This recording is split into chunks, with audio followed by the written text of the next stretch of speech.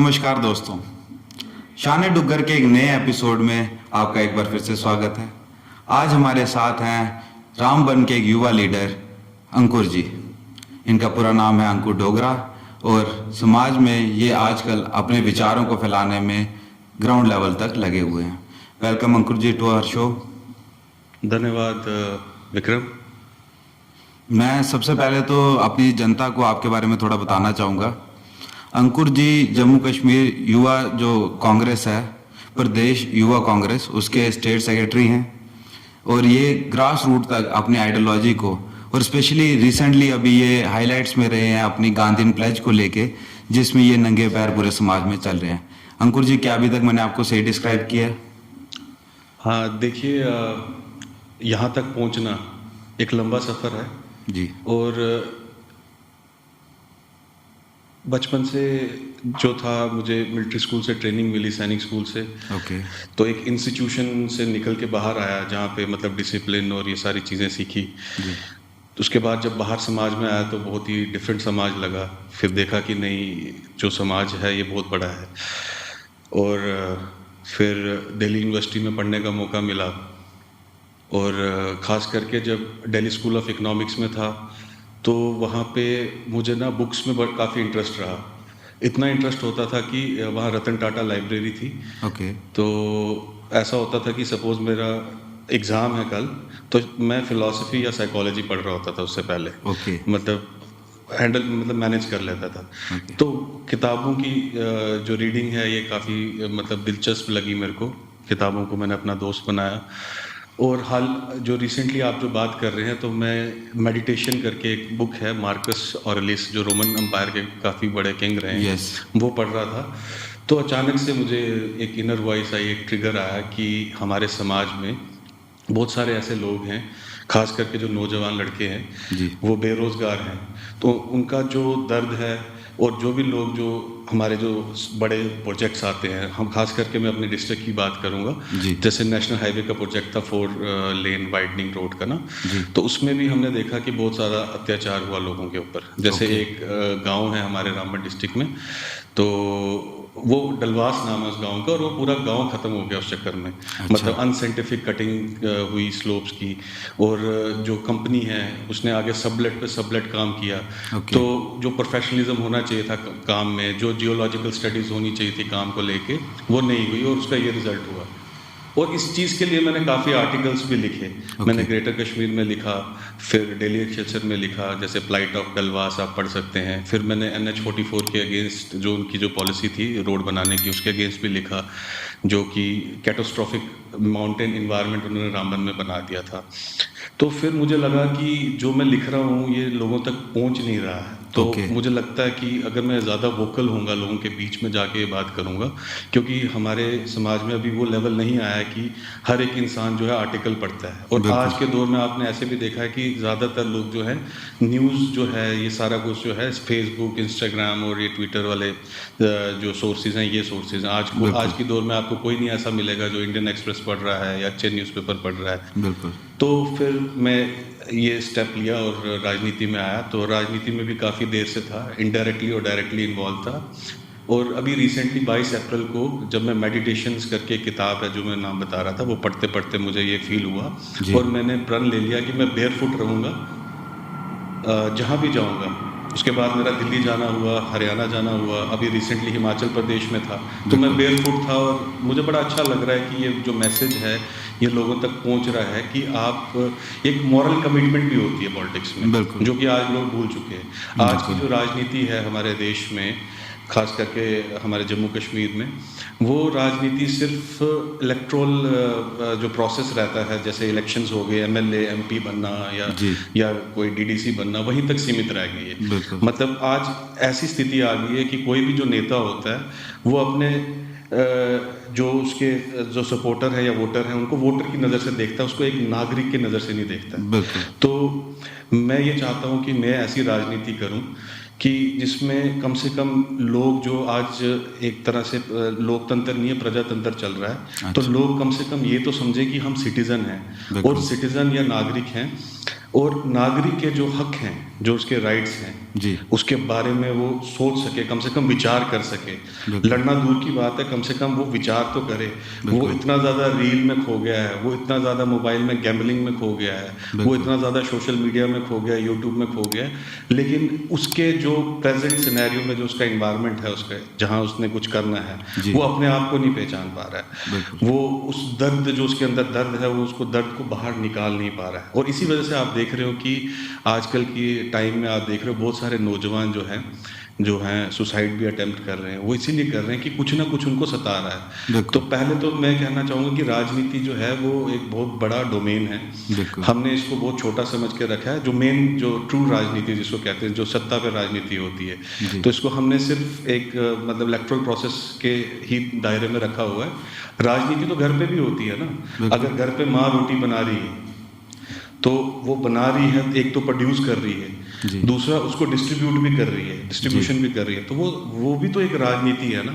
अगर छोटा बच्चा है उसको वो पहले देगी, बड़ा बच्चा है उसको थोड़ा कम देगी, छोटे बिल्कुल। बच्चे की ज़्यादा केयर करेगी, वो भी एक राजनीति है। बिल्कुल। तो मैं तो यही मैसेज देना चाहूँगा जितने भी नौजवान साथी हैं हमारे, कि आप अपनी राजनीति समझिए।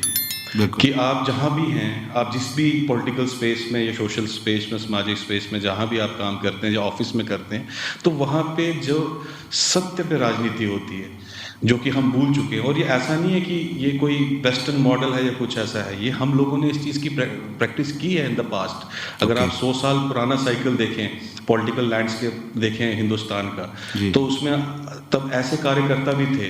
मैं कांग्रेस की ही बात करूंगा क्योंकि मैं कांग्रेस पार्टी से अपनी आइडियोलॉजी रखता हूं। विचारधारा तो हम लोग समझ रहे हैं कांग्रेस की, लेकिन कांग्रेस के जो कार्यकर्ता का जो एक वर्क स्टाइल होता है, जो उसका वो हम नहीं प्रैक्टिस कर रहे हैं। उसको प्रैक्टिस करने के लिए जो है आपको मॉरल पॉलिटिक्स करनी पड़ेगी, उसको प्रैक्टिस करने के लिए जो है आपको सत्याग्रह करने पड़ेंगे। बिल्कुल तो सही। वो चीज़ वापस लाने की जो राजनीति है वो कोशिश कर रहा हूँ मैं।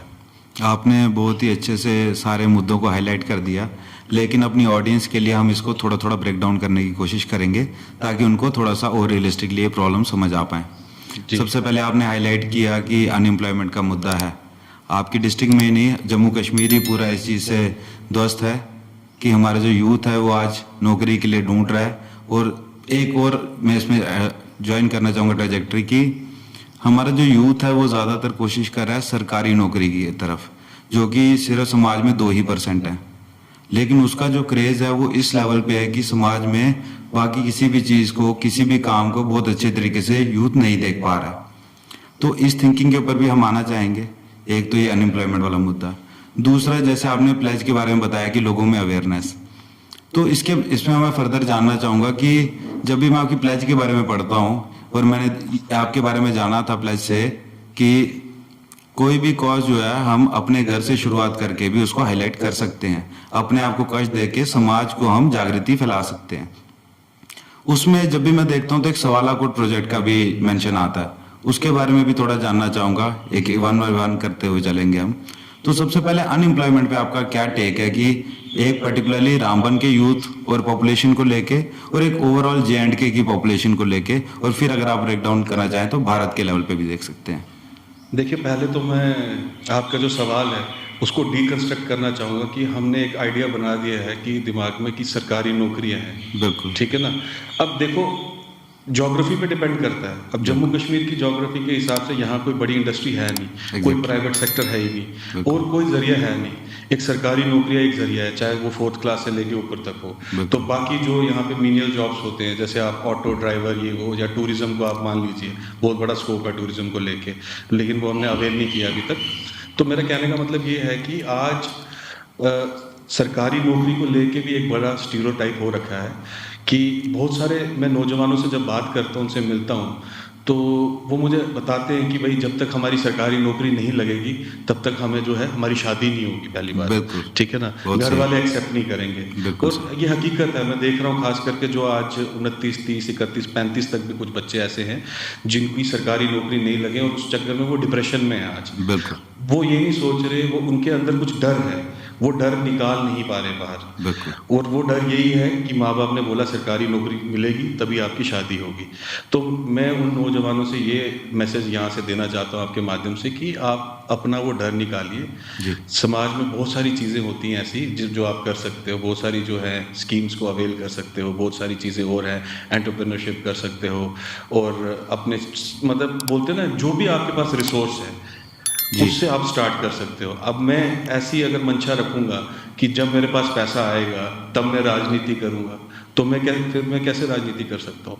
तो मेरे पास जो भी आज रिसोर्स है मैं उससे अपनी राजनीति कर रहा हूँ। तो वैसे ही नौजवानों को भी यही मैसेज है कि जो भी आपके पास रिसोर्स है उससे आप ऐसा कीजिए कि आप एक सोर्स ऑफ इनकम कहीं से आप बना सकें, ताकि आपको पहले किसी पे मतलब फाइनेंशियल बर्डन आपका नहीं होना चाहिए। क्योंकि जब आपका फाइनेंशियल बर्डन होता है, किसी ऊपर पे डिपेंडेंस होता है, तो वहाँ पे भी आपका शोषण होता है, चाहे वो घर हो, चाहे वो बाहर हो, समाज हो, चाहे वो प्रोफेशनलिज्म में हो। तो ये हमारी मानसिकता इतनी आज खराब हो चुकी है कि हम हर जगह जो है किसी न किसी का शोषण कर रहे हैं, बिल्कुल। और खुद भी शोषण का जो है शिकार हो रहे हैं। यस। तो दूसरा सवाल आपने जो पूछा था कि सांवला कोड को लेके, तो सांवला कोड को लेके मैंने इसलिए ये प्रण लिया क्योंकि नेशनल हाईवे का जब प्रोजेक्ट बना था तो मैंने देखा था कि लोगों की जो बहुत बुरी हालत हुई थी, हम सबकी।